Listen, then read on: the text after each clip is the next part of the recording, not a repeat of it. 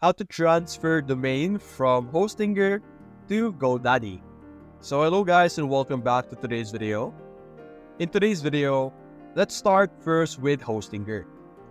First, navigate and locate your domain that you want to transfer.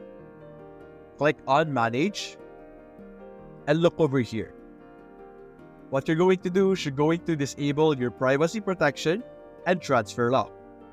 Don't worry, you will enable the privacy protection after you do the transfer. Also, you need to have your authorization code available for you to use.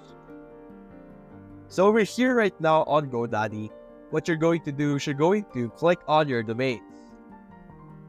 Click on Transfer Domain Names.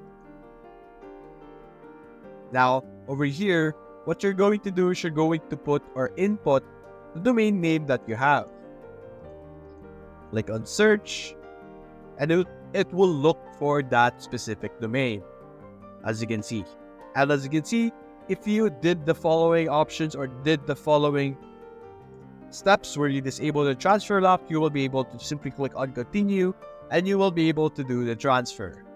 So that's basically it guys. If you enjoyed this video, leave a like and subscribe. Thanks for watching.